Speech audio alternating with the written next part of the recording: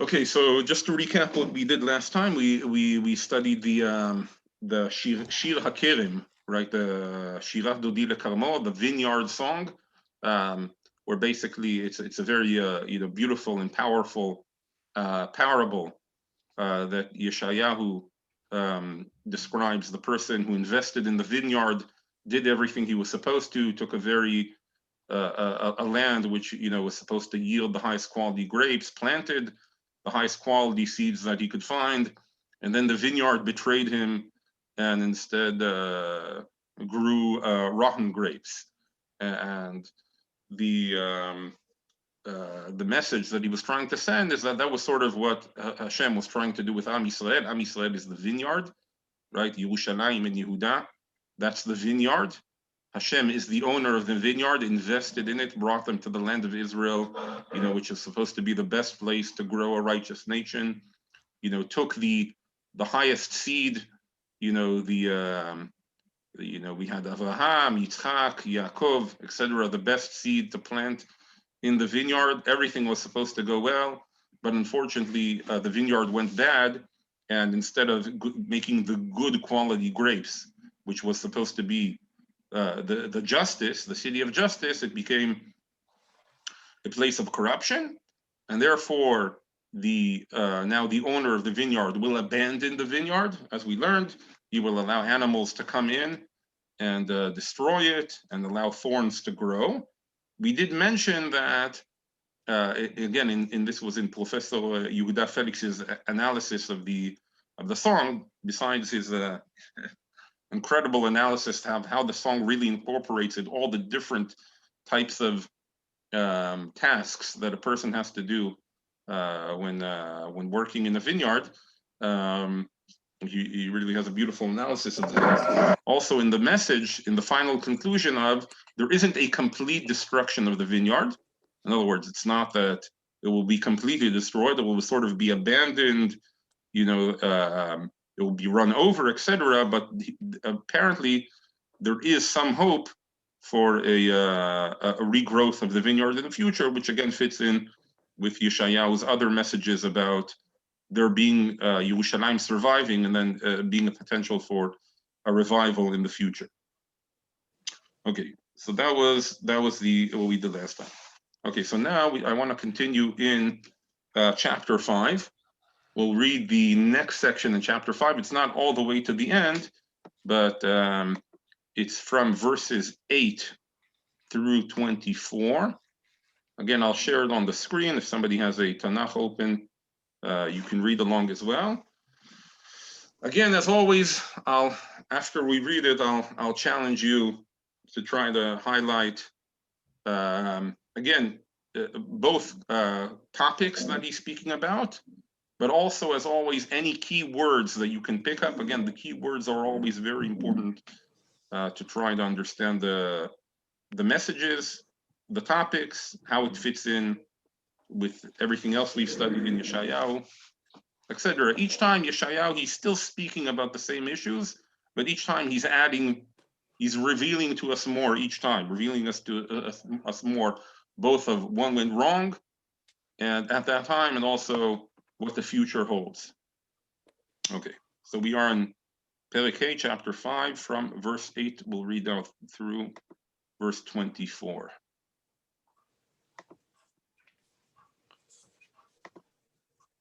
Okay, says Yeshayahu, Hoi magi'ei bait bevait, sade ושדה יקריבו, עד אפס מקום והושבתם לבדכם בקרב הארץ. Those who add house to house and join field to field, till there is room for none but you to dwell in the land. באוזני אדוני צבאות, אם לא בתים רבים לשמיים יהיו, גדולים וטובים מאין יושב. In my hearing, said the Lord of hosts. In my hearing, it's a literal translation. What it really means is, it's sort of like Hashem is taking a vow, so to speak. Mark my words, I guess you could say. Surely great houses shall lie forlorn. In other words, they'll be destroyed. Spacious and splendid ones without occupants. כי 10 צמדי חרם יעשו בת אחת, וזרע חומר יעשה איפה. For 10 acres, the vineyard shall yield just one bath, and a field sown with a homer of seed shall yield a mir ephah. In other words, it's contrasting two types of measurements.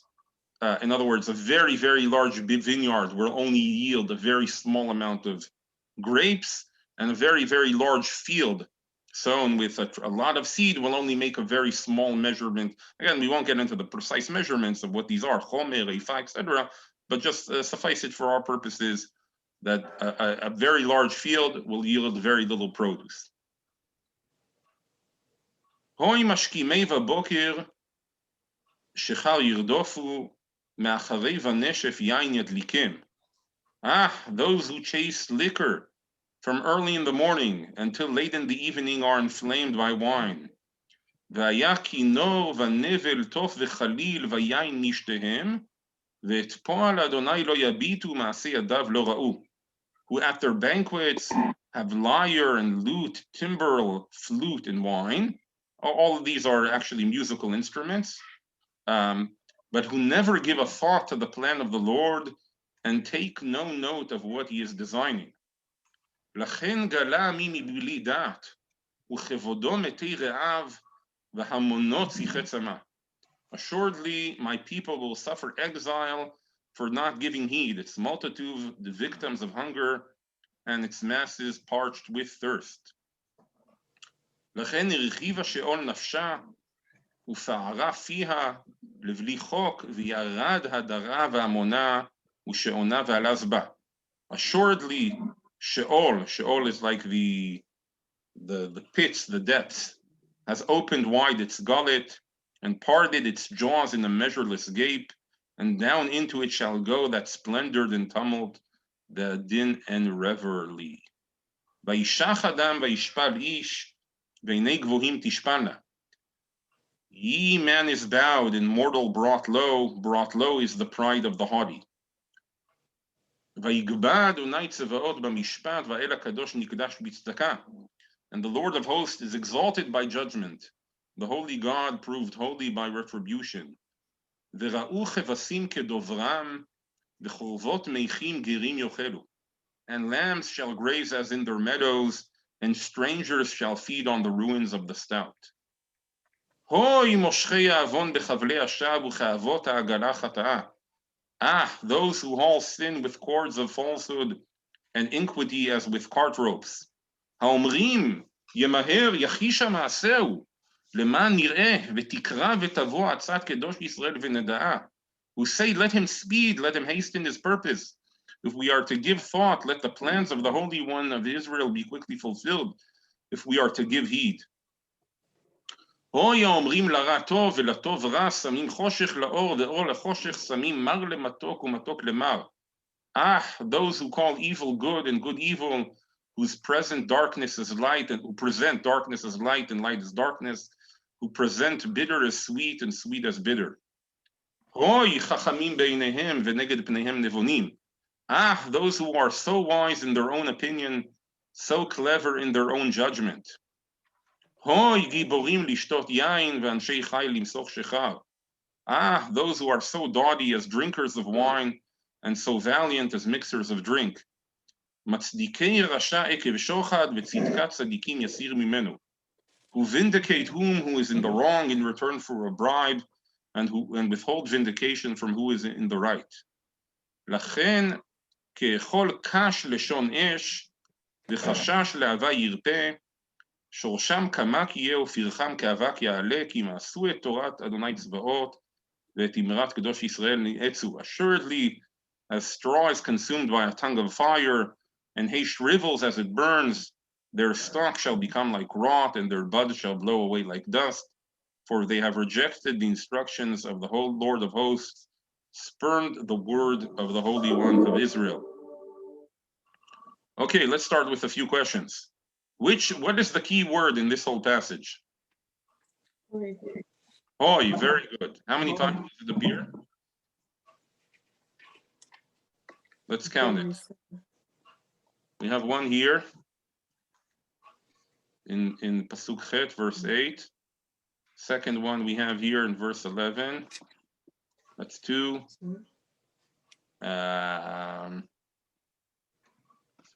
Here in 18, 3. So there's one in 9 as well. 20. I missed one. There's one in 9 as well. 9. Oh, no, sorry, maybe I'm mistaken. I have 8. No, yes, there's an I. Where? In Those verse 9, I think. hoi. I'm just Oh, looking hoi, for the sorry. hoi, the Ah, right. the sigh, so to speak. There's In 20. Yiddish, there's it's called 20 as well. the correct. Oh, should I put back on? Here we have in 20. Oh yeah, I lost my count now.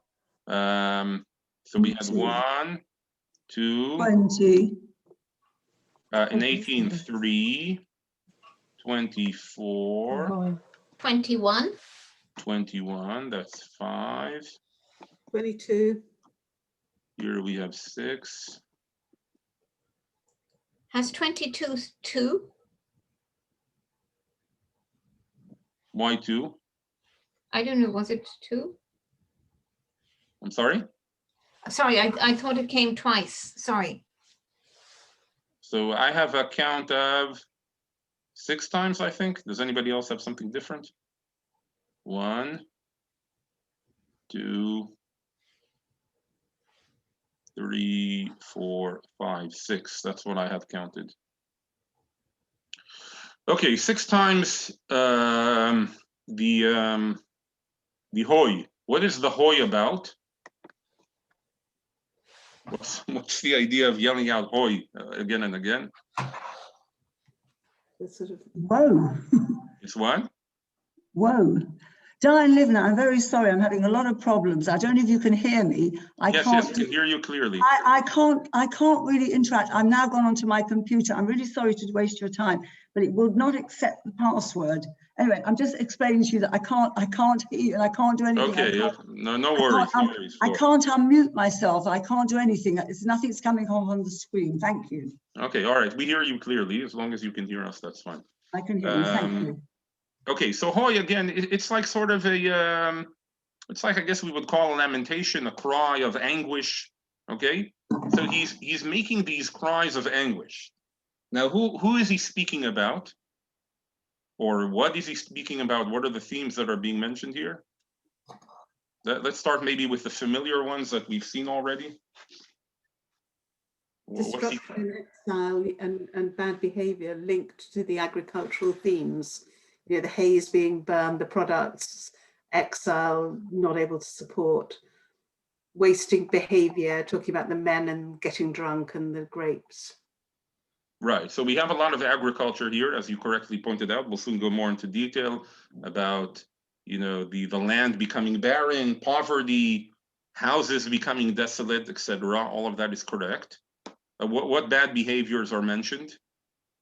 You mentioned the drunkenness. We'll actually perhaps offer a different interpretation for the drunkenness, but besides that, what else do we have? Well, I missed things, but I don't know. I've missed a lot. So are these the pasukim that talk about they join land to house, and they're yes, and they joined house to house. What were they doing when they joined house to house? They're taking away people's homes. Right. So they're again taking. Okay, so we have here again the people amassing homes at the expense of others, right? Taking away people's homes. What else? Amassing wealth with big houses that are too big for people to live in. Right. Again, yes. So we have this idea of a few amassing a tremendous amount of wealth, hoarding. Okay. What else? Well, it's the theme of wasting the land, isn't it? Right. They've sort of abused the land, and in return, the land will go desolate. Very good. What else? What else do we have here? We have here a few things that we've seen a number of times already, I think. Which verses are we going through? We're from 8 till 24, Pasuk Chet until Pasuk Dalet. Thank you, thank you.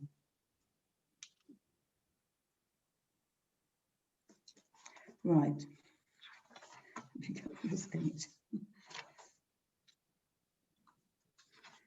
Arrogance and Excellent. Right. We've spoken a lot about the arrogance, and as a result, the humbling of man. Right. The as it says in the verses of Vayishach Adam vayishpal ish, 15 and 16. Vayishach Tetvav Tetzayin. Vayishach Adam vayishpal ish. והנה גבוהים תשפלנה, ויגבה אדוני צבאות במשפט, והאל הקדוש נקדש בצדקה. Right, Yeshayahu, we saw that extensively, I think it was in chapter 2, about the humbling of man, the rising of God on that day. Anything else here?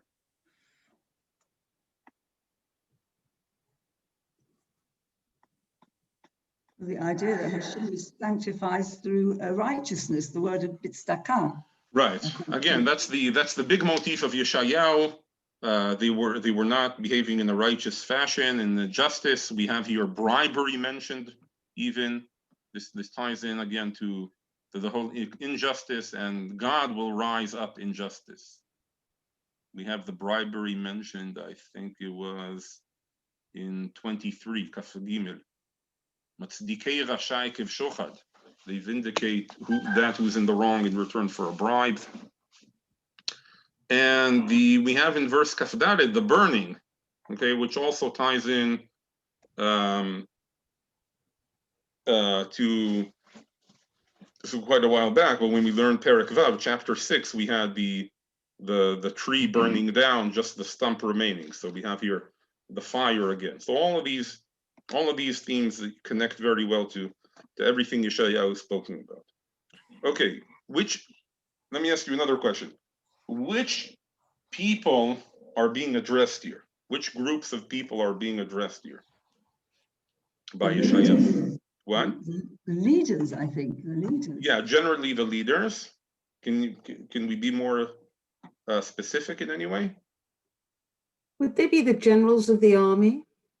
There is a hint to military leaders. Where is that? Where do you see that? You're right. There is a hint here, allusion at least, or maybe explicit, to the people of the sword or of the power. Anybody find it? I missed it all. The tumult and the Verse uproar. 22, Kaf Bet. Gibolim. Yes, very good. Alan, what did you say? Very good. Gibolim and Anshei Chayil in verse 22, Pasuk of Bet. Alan, what did you say? I didn't hear you. I thought it was maybe verse 14.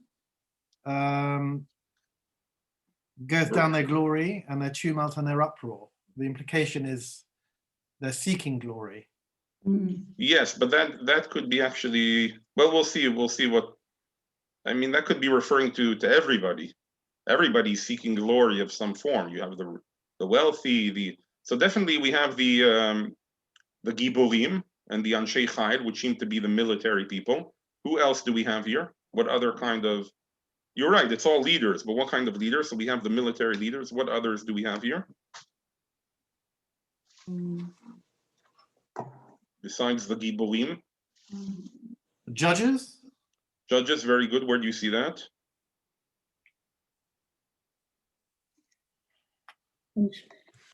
Well, I don't know, I see the judges, but in verse 13, you've got Lachen Gala Amim Mivli Dat, because people were not learning Torah. They went into exile because they were, and the honorable men of Kavodo Matera'av. Yeah, clearly he's saying they didn't have knowledge, and that will be the source of the exile. But where do you see, like, the judges, or maybe we'll put it the wise men? Where do you see them here in the verses? Maybe verse 20, those who call evil good and good evil. I mean, yes, they are very corrupt. good. They will Very be good. corrupt judges. Yes, also, but you have even more explicitly in the next verse, he speaks about the Oy Chachamim Beinehim, those who claim to be wise. Again, we'll see that actually this is probably the biggest group Yeshayahu is addressing here in these passages. But the people who are supposed to be the wise men, Yeshayahu is obviously claiming that they're not wise and they have no knowledge and they're not understanding what's going on. They've got it all backwards. The good, bad, the dark, light, they've got it all reversed. But these are sort of the people who are claiming to be the wise men of the society, the Chachamim. Okay? So we have the Giburim, we have the Chachamim. Who else do we have?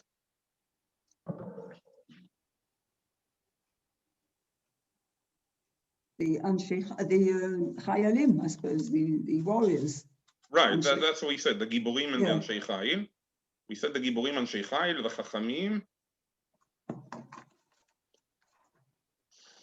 I think the first group is in the first verses that we have. It's also, it doesn't use them, it doesn't give them a name like Chachamim or Giborim, but I think it's also the rich, very good. Yeah.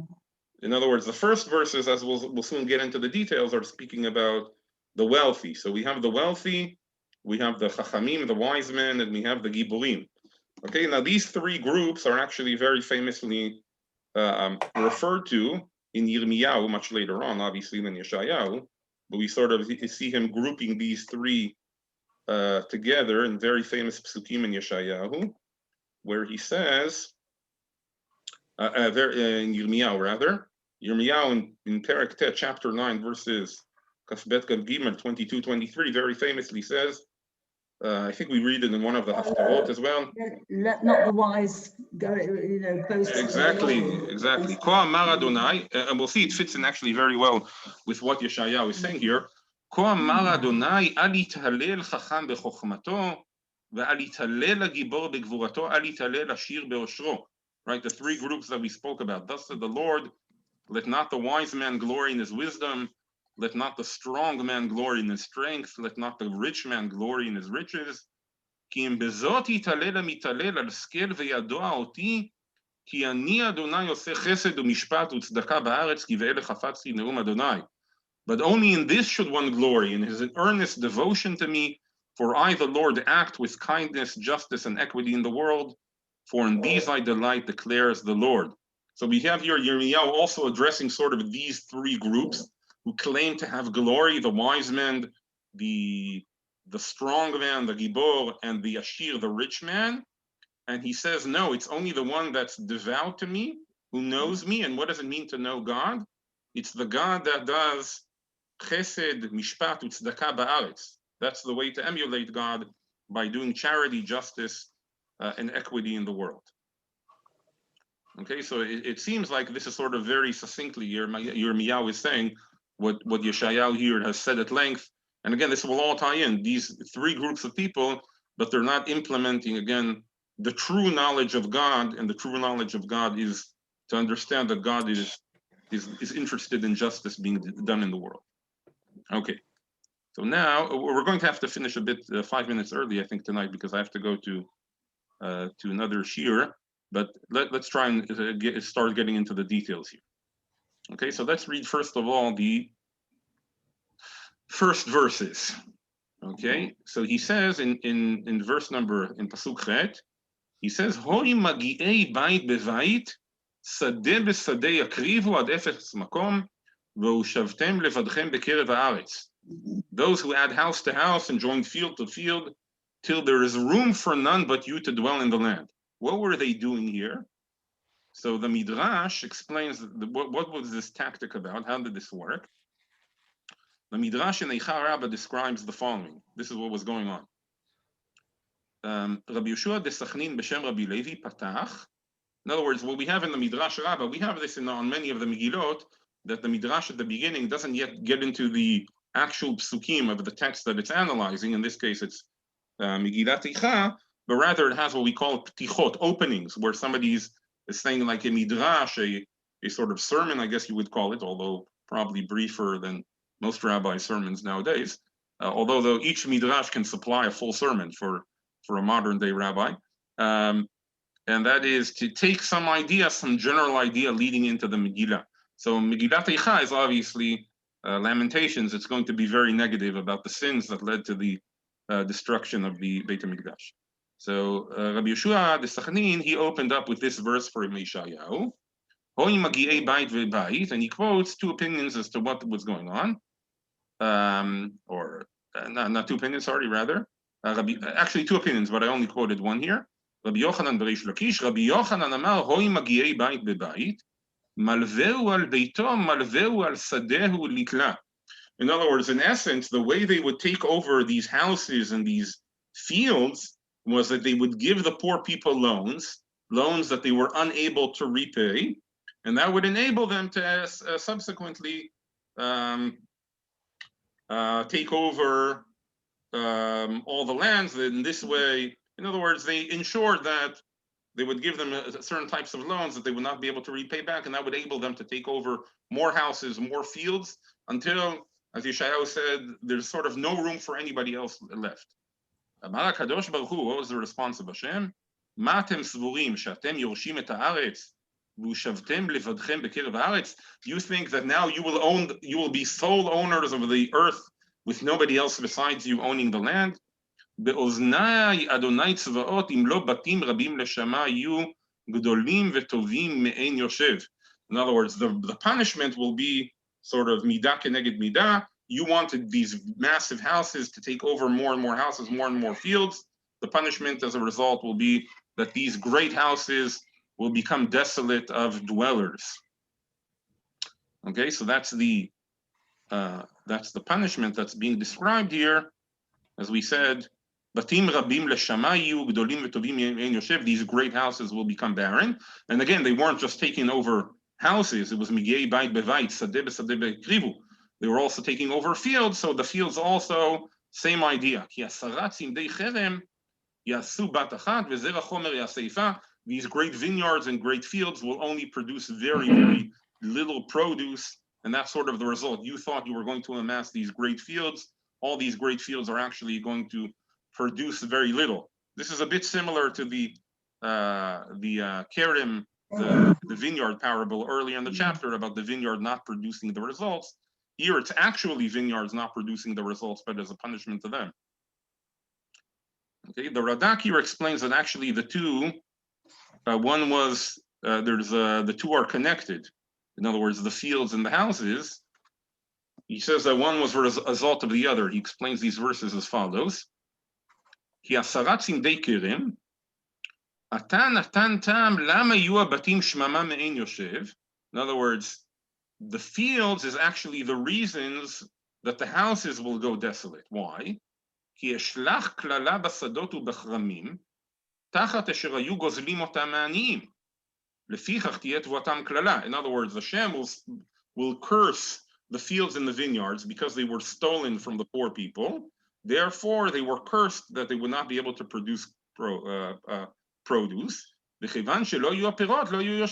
And if the fields are not producing any produce, then people won't be able to remain living there because they won't have food. That's why they'll need to exile and to abandon their big houses. ופירוש עשרת צמדי כמר, מקום בכרם שיחרשו 10 צמדי כמר ביום אחד, לא יצא ממנו יין אלא בת אחד. In other words, a large vineyard that you would have 10 pairs of oxen plowing in one day, in other words, it's so big, will only make bat achat, a very small measurement of wine. Midat bat achat belach ikishur ifa bevesh. Okay, it's the same type of measurement as a dry measurement. Umekom asara basadek sheyizru bo kur lo yaseh laifa v'chomer hu akur ve'eser ifot. In other words, it will only grow 1/10 of what it was supposed to grow based on its size. Okay, now this idea of the houses and the vineyards is not just spoken about by Yeshayahu. Also, the prophet Amos speaks about it. Amos, again, one of the 4 prophets parallel to Yeshayahu. You can see he has really same idea, prophesizing. He says, this is in chapter 3, he says, in Amos, he says, V'yikeiti beit hachoref al beit hakiitz, ve'avdu batei Hashem ve'safu batim rabim ne'um Adonai. I will wreck the winter palace together with the summer palace. The ivory palaces shall be demolished, and the great houses shall be destroyed, declares the Lord. Okay, so clearly we see very wealthy winter homes, summer homes, ivory palaces. Again, he's also speaking about the destruction of these great houses, which were again the symbols of the wealth of that time. And also in chapter 5, he's also speaking about the houses and the vineyards. He says, Lachen yan bosheschem al dal, umas'at bar tikchu mimeno, batei gazit bnitem velo teshvu bam, karmei chemed neta'atem velo tishtu et yainam. Assuredly, because you impose a tax on the poor and exact from him a levy of grain, you have built houses of hewn stone You shall not live in them. You have planted delightful vineyards, but shall not drink their wine. Okay, so here we see Amos is alluding to another tactic to take the wealth away from the poor through taxation. And he says the result, you've built these very fancy houses, batei gazit. Gazit is a very expensive stone, but you will not live in these houses. You've planted these very delightful vineyards, but you won't, again, reap the produce. You won't drink the wine coming out of them. Okay. Can I ask? Yes, please. When you look at the building joining the houses up together, it's very much like the old, what happened in the UK with enclosures, where the poorer people were driven out of farms, out of land, lost their means. Is this really not talking about oppression of the less privileged, driving them out of land, depriving them of a means to earn a living? When you think about the corners for the poor and things like that, because if you have less fields, you have less corners available, etc.